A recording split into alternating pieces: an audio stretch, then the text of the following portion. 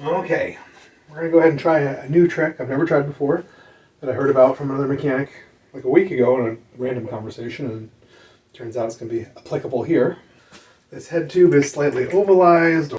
Whoever tried to adjust the headset last just over tightened it like crazy because they're probably feeling play because the cups aren't actually tight. So probably feeling the actual cups wiggle. So I'm going to rubbing alcohol this out a little bit. There's no grease in it at all before either. Want get the grease out of the way because we're going to try some of the aluminum HVAC tape. Instead of taking a hammer and a nail and trying to make lots of little dimples that kind of reach up and make it a little tighter in there, saving this frame, we're going to try tape. I heard this works. It is real aluminum. It's real sticky. And I got a little bit from the shop. I tear it into some pieces. It might just bunch up and fall right out, but I'm not going to put it on the cups themselves because I'm worried that if I did that and I try to press them in, they would just creak all up and make a line and not make the cups all the way down. So I'm going to put it inside the headset itself. And we'll see. And I got enough tape. If we don't like it, we can knock them out and try a couple of times. See what we can see to see if we can make this weirdness work. So this stuff is just thin, it's like aluminum foil, but a little tougher, and it's sticky on one side like tape. So it's real metal, and it'll hold itself in. I'm doing little pieces, one big one and a couple little ones to fill the gap, just make it easier to get in without getting wrinkled up, falling all over everywhere. And this will either work great or work terrible. It still fits pretty loose. It feels kind of tight in the sides and loose in the front and back, so maybe this really is from riding with the fork end too loose, which usually shows damage on the fork itself for the threads, but the fork looks good. So I'm going to add just a little extra tape to the front and the back, which is either the right thing to do or a total mistake. I still don't have a headset press, so well, Lisa's not pushing right in, and it's pretty hard. I was going to show you guys the bolt with washers trick and tighten it down, make your own impromptu headset press, but I can't find the one I have sitting around. I'm sure it's here if I want to dig for half an hour. So we're going to try the old hardback book or big, 2x6 trick. This is where the wood sits on the headset cup to sort of support and even the blows, and then you hit it with a big hammer. And I mean, those 2 pretty good hits. It was just falling right in before, so this might be working.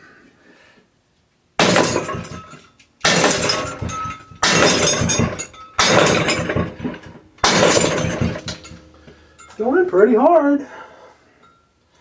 See, we're getting a little bit of mangles and notches on the wood, which is hurting the wood and not the metal, in theory.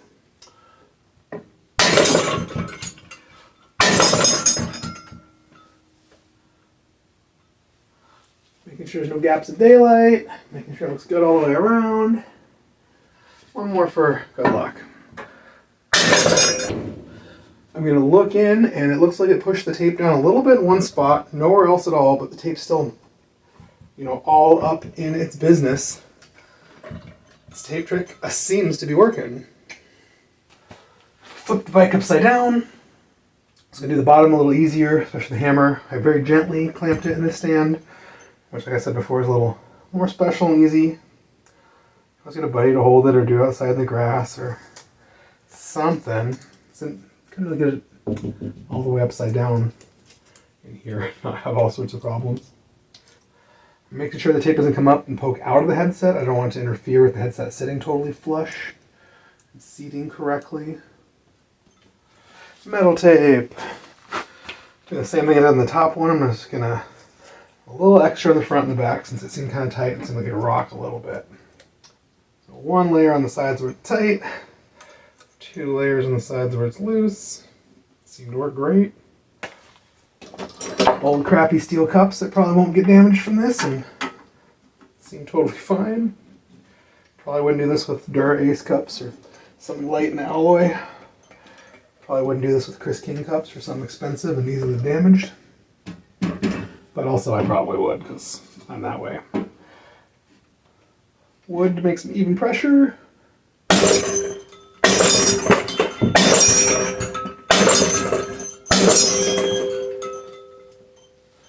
Checking around here, there's a line. Oh, there's a little daylight over here. See light come through, and there's another hit. It's not quite even.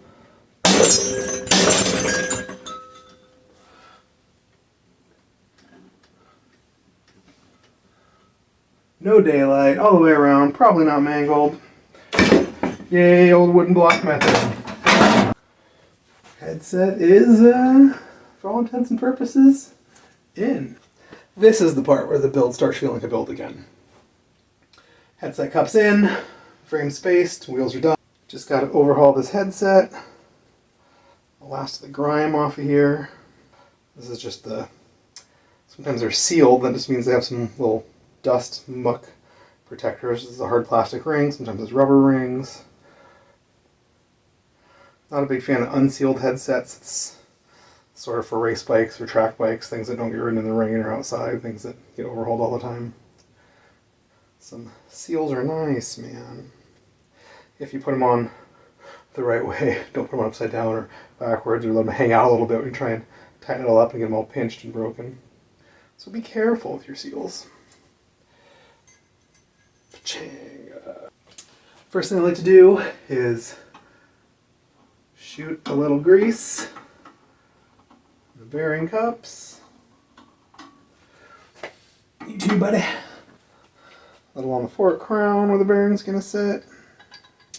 And I always forget this step till the last minute. My hands are full and I hate it, so I'm not gonna do it here. I'm gonna hit these threads on the top nut and the threads on the upper cup, the threaded upper cup. And grease on both those threads and on this bearing race. Popping these little bearing dudes in. I think these go upside down.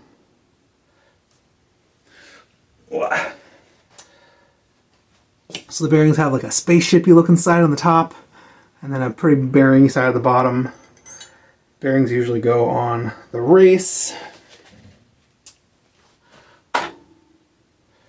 And if it doesn't fit right or feels weird or feels like it's too tight and has play, you probably have the bearing upside down. You can just, hopefully if you didn't mangle it, you can pop it out. I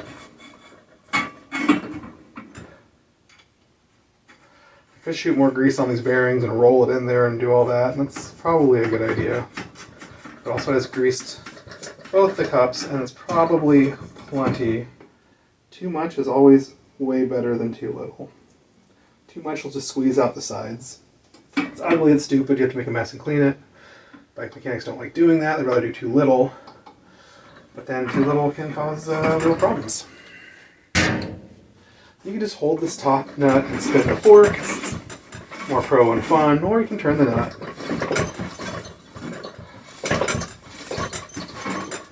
We're making sure that little dust seal down there is not poking out the side or wing dinged or having any problems. Alright, that's in, and it's pretty finger tight. Wipe off some of the excess now before it gets all over everything. And this is totally flat on the bottom. Sometimes these are concave, which means I like to put a spacer on the bottom so it doesn't come down and hide this adjustment nut so you can't get the headset adjusted.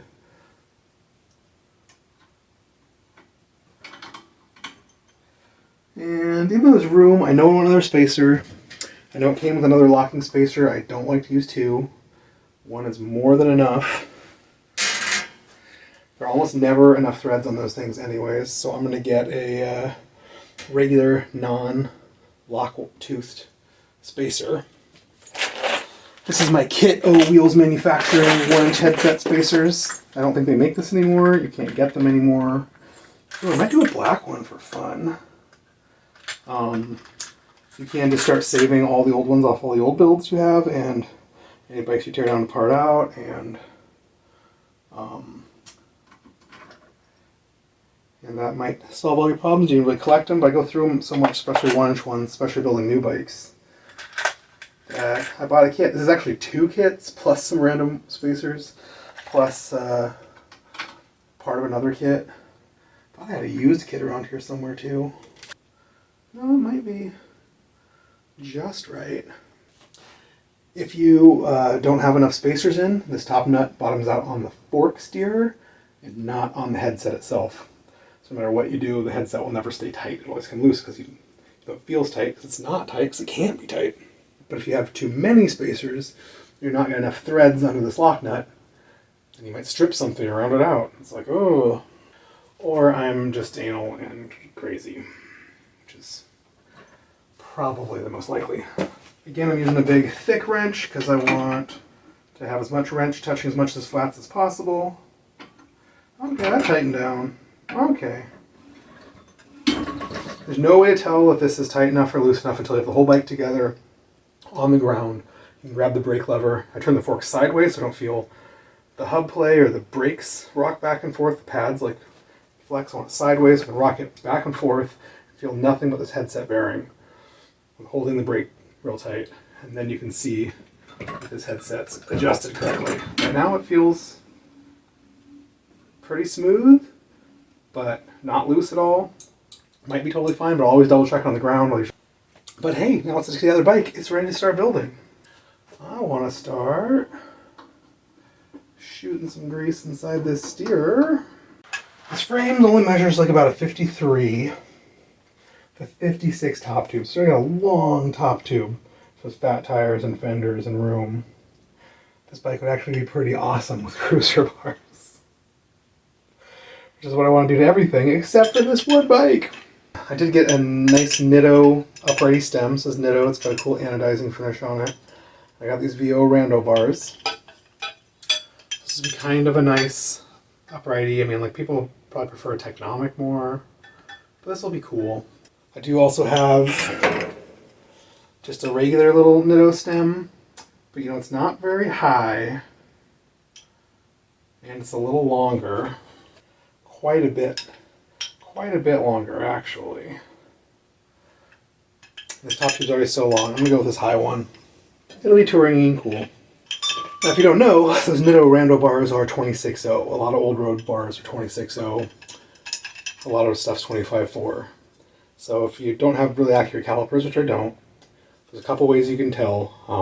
You try and put it on 26.0 and it's too tight, it's too tight. Try and put it on 25.4 and it's too loose, it's probably 26.0. Some stems are also stamped 26.0. You see that little stamp right there? 26.0. So I'm going to pop it on these flat bars, which are 25.4. And these guys are loosey-goosey. Good sign. Here's a cool generic chrome stem that I don't think says on it. It says 22.2. It says chromo. It is loosey-goosey, so it's probably 26.0. I thought about it, but it's also kind of long. Here's a generic silver mountain stem. It has no relief for drop bars, so it's totally flat. You notice the drop bar one. This has reliefs cut into it, it's skinnier on the bottom. Skinnier across the bottom than it is across the top. And so that's a sign that they might have considered putting drop bars in it. So this guy slide on, and that's pretty tight. It's got a teeny bit of wiggle, but it's pretty tight. It's probably 25.4. Let's see if I can wiggle this stem on, even though it's got a little bit of a relief. It's still might be real tricky. So I like to sort of start them bar and stem what they're going to be, so I can imagine them on so I can get it started the right way. And you got to put that relief in any tight bends. So you just wiggle back and forth. Here's the tightest spot. Wiggles right back and forth. This was not a big problem. This bolt's probably too tight. You can also take the bolt all the way out, make your life easier. And really get it in there. Lift it against the stem. Just buy me a little bit more room. This is a little bit hard, but it's already on like 3/4 of the way, so we're probably good. If it doesn't want to go over the bulge all and start scratching stuff, it's definitely 25.4. It's wrong, don't force it. You're just wrecking stuff. Come on, baby. No scratches, just fits. Hey, alright. We're on, and it fits. Popping that bolt back in so we don't lose her. Already shot grease down the steer tube. I'm going to put it to the max height line because that's what people like. Look how tall that is. It's ridiculous. It's ridiculous. But it's still got lots of room to go down a lot more if we want. It's a little tricky. The steer tube inside the fork is tapered, so it's a lot thicker down here where you weld it. It gets a little thinner to be built out to 22.2 for the stem to go in, so sometimes you can't get the stem as low as you want it. I start bottoming out. And people trying to force it and cause lots of problems. You really don't want your stem too low because it'll bottom out and get stuck and never come out and be a whole fight. And you really don't want it too high if that minimum insertion line isn't hidden and it's up here. Your stem's way up here where the fork's its thinnest and weakest, where all the threads are, because all the metal's missing from the threads. And then you wedge it out and you can balloon that out and crack your fork. It killed that little KHS project I had a while ago. It's on the back burners now because the forks are blown out. The stem in too high. I like to about level the top tube and try and get the bars pretty much level, but maybe a degree down. I know some guys like to point them at the back hub. I think that's crazy. Just almost level. It's a pretty good starting place. I'm also looking up here. You can see the lines on the bar. There's about an equal amount on both sides, so I know this thing's pretty centered. If there's no lines, you can measure, sort of eyeball the bubble.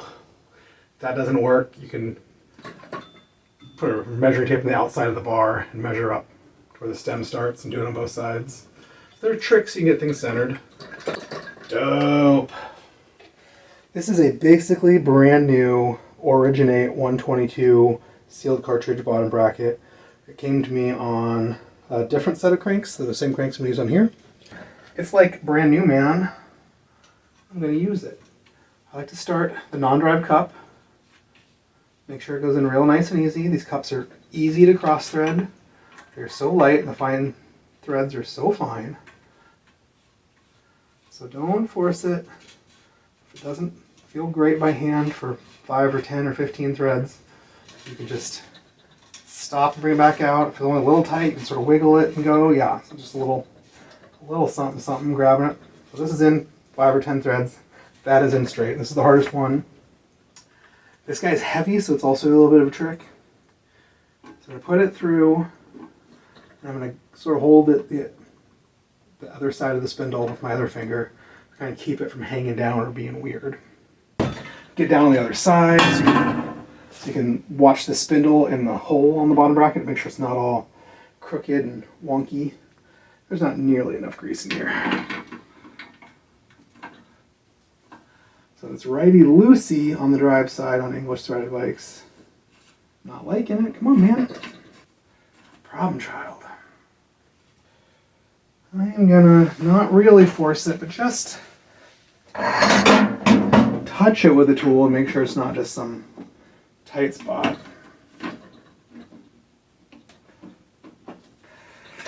Can't tell, it feels cruddy.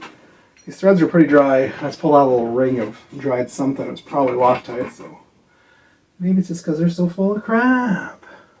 I'm looking to make sure nothing looks damaged. No threads are getting pulled. Need more grease. These threads are not transferring grease. Ah, come on, you butthead. Is it just because you're dry? Is it just because you're wonky? Is that working? Maybe. Do I trust it? No. Never hurts to double check. So I'm flipping the bike around.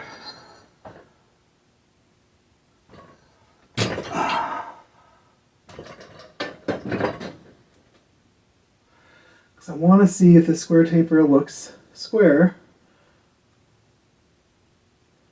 in here, and it doesn't. Oh. It's still wiggling quite a bit. I mean, counteract for the wiggle looks pretty straight. I don't want to force it and damage anything.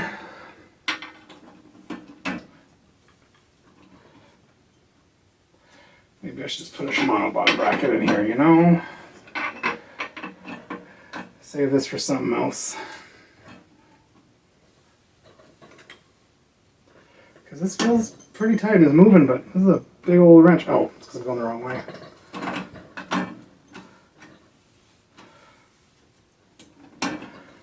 might just be dirt and gunk and old Loctite on these threads. So I could run the taps on these threads and clean them out.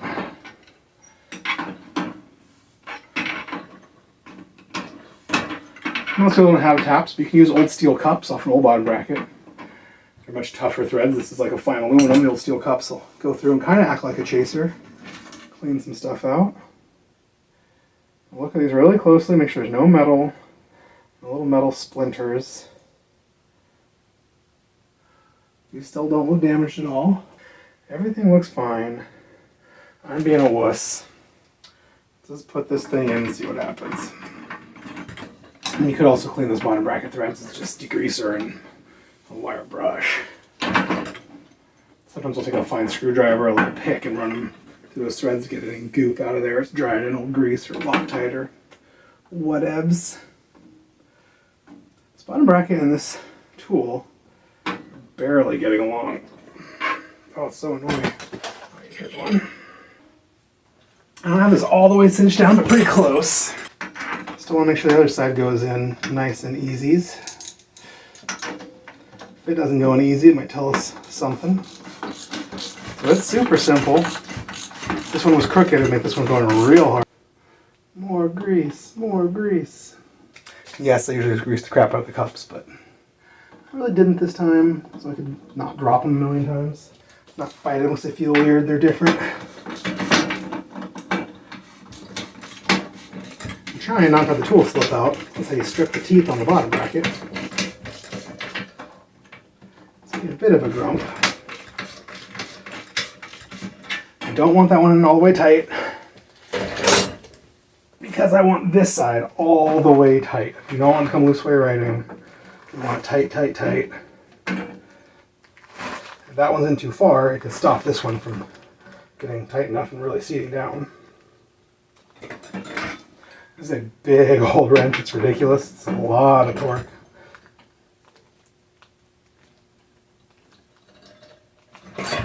Calling it. Could probably go a little harder if I wanted, but it's a big wrench. It's throwing off a lot more torque than you think. Now we can tighten this other side without interfering with the main cartridge. Okay. There's a little grease left over. I'm going to gently wipe that on the spindles. It's an argument whether you should grease or not grease your spindles. I like the middle ground where I just barely grease them. You just barely put it on real thin. Probably even wipe most of this off the rag before we do the cranks. These cranks looked overpressed onto me last time. Just want to hold them up and take a look. And this is a different style bottom bracket, and it looks brand new in there. So the taper is slightly different. That's great. That's great news. I'm not going to put them on with those chain rings on though. Okay, so this is a complete set of chain rings off a slightly different newer crank. The old ones that came on this bike were really earlier and brighter and silver and cooler and whatever. Touring versus more mountain. Of course, I threw one around the floor. So this is a pretty good set I saved off a mountain bike. Some are mounting, the little rings 24, that is ridiculously tiny. The middle ring's a 36, which I think is perfect and amazing. And the outer ring is a 46, which I will probably never use ever in a million years ever. Usually from the factory these have a little 1mm spacer for the middle ring. But these ones do not, so I guess we won't be using that, and hopefully it's fine. We'll be using like an 8-speed chain, so a little narrower chain, so worst case we have to open this back up and put those spacers back on. I'm going to say this thing needs those spacers because these bolts are too long. Well, la-dee-da, you learn something every day. Okay, so we found out that these rings, the little machining in them, that come with the little teeny spacers on the inside, need those little spacers, I think. So I went and dug around, and I found a set of ugly, crusty spacers, but they're 5, they're all matched, they're all the right size. We're going to go with them. They're going to make life slightly more difficult to get everything lined up all at once, plus a spacer. Put everything back on the way it goes, got all the little alignment marks pointing to where they're supposed to point. Everything's cool. Getting the first one started. While I was digging around, I also found a nice but slightly dirty set of the little down tube cable stops, so we can use bar end shifters or drifters or any other shifter we want other than a down tube shifter. Yep, that's cinched up just perfect. Spacer required. Is that too tight? That's too tight. Now is a good time would it be to try and load this entire ring all at once instead of one at a time. So we'll try it. I'm sure we'll drop these all over the place, but we will try it. Spacers are a little bit cockeyed, so I've got to wiggle the bottom chainring bolt to make sure they're sitting just right. Everything goes together. And then just because everything's evil, we're going to go a little double check. Take a look-see loo, make sure none of them actually slid out where we didn't notice. Hit the floor and disappear. Spacer, spacer, spacer, spacer, spacer. They all look lined up correctly. Tight. Keep double checking a little bit as we go to make sure nothing slid out of the way or bunched up or out of its little pocket. So it's going to tighten and all crooked. Warp one chainring. Cause all sorts of problems. Bikes love to slip just a little bit and make things warped. Cause all sorts of problems. You really just knew what you were looking at, knew to double check. I have no problem with. Tight. Oh yeah, now they cinch up nice. You don't even need the tool. I like to go around and just snug them up 3 times in a star pattern. Booyah! Now the little inside ring. It doesn't matter, but it's got the little Shimano SG24. These ones have 46, 36, 24, so I'm going to line it up. Set it down for this one. It's got spacers as well. Sometimes these rings have a recess and they're directional. Sometimes they're not. I'm rubbing these spacers off to make sure there's no dirt right on the face. Like I said, I'm just starting 1 or 2 threads that are still really loosey wiggly so I can sneak all the rest of the spacers and things in. Bang-o-rang. I do have the right little chrome plastic dust caps for these, so we gotta decide. I want to go modern 8mm crank bolt, which I think looks good and everything and looks brand new and pro. Or if we want to go an old style crank bolt and the dust cap. I'd never do that on a touring bike. I'm going to go with a brand new 8mm. Because if something were to go wrong on a tour, like your crank rounds out, it comes up loose every 5 to 20 miles, I don't want to pull that dust cap off. I don't want to have a real 15mm crank bolt peanut butter wrench. I want to just be able to use my multi-tool, a little 8 on it. Tighten that dude back up. Yeah, these look great on this different brand bottom bracket with an incorrect taper. Solves all the problems. And now I just got a little 8. Or a lot of multi-tools have an 8. If I went on tour, I'd make sure my multi-tool had an 8, or I'd bring one just for this emergency. Good contact, snug. It's probably too snug already, but I'm paranoid. Call that good. Chain line looks good. Clearances look good. Nice. Tight. Look at this beautifulness. We already have these little down tube shift adapters out. Greased myself somewhere.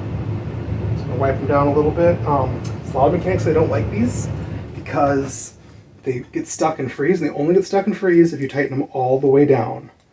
Then they're a pain in the ass and they can freeze and it's hard to get them unstuck. As long as you never tighten them down too tight and too hard and force them, drop a little lube on these threads whenever you're setting them up, they will not freeze. They will be totally fine. Modern bike mechanics just only like modern weird things. We have them tightened down and bring them back a turn. Let's say I got these brakes all done, this one spun all the way around, and I realized I put the spring in wrong. The springs are not the same on both sides. They're like a little round coil, a little dude sticking out on both sides. See, one side, this side is longer than that side. I thought I need the longer one out for the frame, but I think that is a lie. I think I need the longer one inside. Which seems crazy, but Why not just make them both the same? I don't want you to put them in backwards. I don't know, they seem fine to me. Brakes are on. The rear derailleur's all apart from pulling it apart and cleaning it. I'm gonna wait till I have it on this table to lube it and put it all back together right, so I have to switch modes from cleaning a bunch of parts to lube it and overhauling a bunch of parts. So these pulleys have two sealed Centurion G pulley. That's the top pulley, 'cause it's got a little play. Makes chains quieter. And the bottom pulley is just boring. It's more straight up and down. It's the guide pulley. Dump lube in there. So this top one is the guide pulley. We gotta drop one of these cleaned off pins in there. Stupid eBay. So the rear derailleur's back together. This bolt right here, this pinch bolt, is just rusty and crusty. It's yucky. I want to find one to replace it with. Spin this guy out a little bit and pull it back and get a little lube on the threads. Shoot some grease.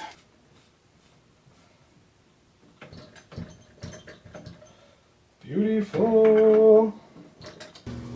Lately I've been doing the wrong thing. I had a lot of different guys tell me a lot of different things about setting up front derailleurs. A lot of them try to say you get the inside cage to sort of line up with that middle ring.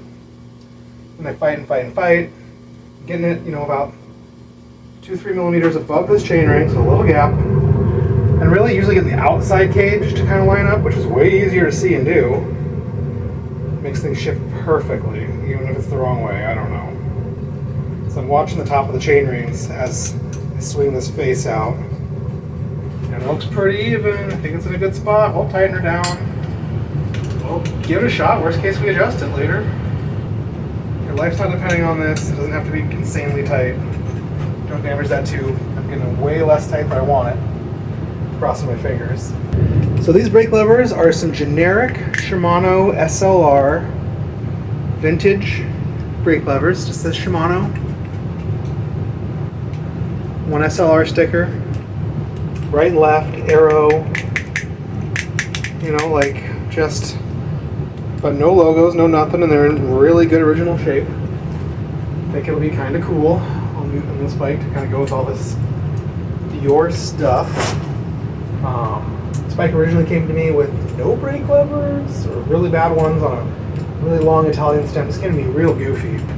On some old style drops like this, guys like to set them up level with the bar, so you can use the park ruler. Set them basically right on that. I don't know. A lot of guys like to have them a centimeter up.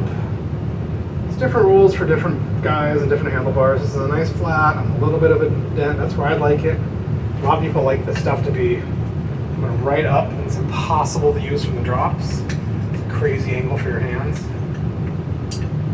But let's face it, no one's ever in the drops anymore. And that is a couple of centimeters. It's pretty high. And it stays pretty flat. Because for me, I'd roll them way down. I like having them along flat. And then a dip for the levers, but most people like them totally flat. With flaring and rando bars, I like to look at the tops of the bars too. Follow the curvature and make sure it stays straight down through the whole lever. Not the lever kicked way out or kicked way in. I don't know. It's pretty cool. This is the first bike I built for this channel. It wasn't a flat bar conversion, so it's the first time I've set this stuff up. Wiggle, wiggle, wiggle. Get it kind of where it looks about even. Get low working tension, so it's not tight. I can still move it pretty easy. It's kind of tight. And then I like to be able to level this thing. I usually like to hold something flat across the top, and I can gauge the gap behind it in the light. Sort of see the gap between the flat thing and the bar. So roll these bars up. Get up here. Lay this thing across. Stand right in front of it where you can't see. And then I roll it down until I can start seeing the gap between the top of the bar and this thing. And this one is way too high. Still too high. Wiggle, wiggle, wiggle.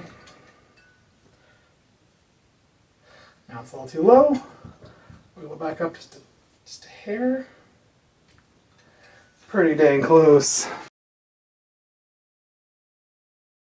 Well, I made a little progress yesterday, but the second I started working on it, I got a terrible nosebleed that would not stop. And I had to keep dripping blood all over myself and putting tissues in my face. So I didn't really record any of that because it wasn't very pretty. But we can go over what we did a little bit. So I did throw on a big cassette. It's like a 1232. It's kind of too big for this derailleur, so I put in a small M4 bolt upside down, so the bolt head would sit on this lip. That kind of gives it clearance so it's not making noise, and it's sort of legit and sort of not. Guys do it all the time, say it's fine. I also went on eBay and I ordered an 1128.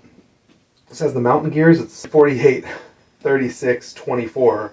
So 24, 28 in the back is still way bigger than 1-to-1. That's real easy for touring. It should be fine. I'll probably switch it out with the cassette before I sell it. The pads I ordered for it have undersized post, which I've only seen on some Grand Comp stuff, some weird Diacomp stuff, so whoops, I gotta order new pads as well. I'm gonna go down to Tomcats later to drop off the little Specialized that I bought for $10 the other day at the tent sale. I gave it a tune-up the night before last, got it all done. Just I have to test ride it today still. I put some brand new little Shimano hangers on. I ordered some wide ones, but they're real sketchy. I don't like them. I'm not going to use them. It's getting weird, cheap stuff, man. It's hard for me to find stuff I like, so when I do, I usually order a ton of it. Like the Tektro straddle cables. I love them. They don't make them anymore. You can't get them anymore. It's impossible. So I ordered a bunch from a guy in Germany who had a bunch. So they're on their way. And then after that, he relisted them, so I might order another. I ordered like $80 worth. I might order another $100 worth. Because I like them. I'll use them all eventually. But I did all brand new cables and housing. I also swapped out the stem. That Nitto mountainy bikey stem. This thing was so relaxed that it pointed straight up, and I just really wasn't into it. If you saw my video a couple of videos back, a friend came over and I added threads to his steer tube. And he gave me this old stem. It's nothing special. It's an old Callaway. It's this Originate. Used them for a long time too, with their logo on them. The finish had been stripped, so I just took. This is a fun thing to do because I did the same for the seat post. The seat post is like an ugly silver finish and had an ugly cheap black logo on it. So it's got some Scotch-Brite. You can get any hardware store. You can get grocery stores. And I took this stuff and folded it over and just buffed both the stem and the seat post. And that got rid of the ugly logo and gave it a real even silver brushed finish on both of them. So I don't think it's super legit. It's cool for tune-ups and, beater bikes and stuff. I wouldn't like it on a handmade bike or something cool, but I went brand new anodized finish. It doesn't really work on anodizing. Anodizing gets scuffy, but some of the anode will come off and some won't. It just looks mangy. So either gotta get some oven cleaner or some Grease Lightning, which is like a degreaser, but it's amazing at stripping ano. You can soak it. So you can strip the ano, and then you can buff it once it's in the raw aluminum state. Or if you want, you can take this and then you can hit it with some polishing wheels and compounds and shine that stuff up like chrome. Let's see, what else did I do? I did put a chain on. That was super fun. I did put all new stainless steel cables and housing, all this cool stuff I got from Sunday Salvage Sales a little while ago. Put all that stuff on. Found some bar and shifters, so I found an 8-speed rear. And, the fronts are all just kind of frictions. I had some pods. 8-speed rear has the exact same cable pull as 7, so this is a 7-speed. The last click was just locked out by the rear derailleur. It's no big deal. So we'll just do the first 7 and come back. Put these levers back on, cables and housing. This brake kept coming apart. It was giving me a hard time when I set it up, and I pulled it apart. And the little plate was in a little bit wonky, and the spring was just not catching. There was a little too much play. So I flipped the spring over, got the plate and the thing set up. It seems like it's fine now. It was just being grumpy. I didn't have it set up quite right. So really, other than wanting to change the cassette and needing new brake pads, this thing's ready for bar tape and a test ride, and a saddle.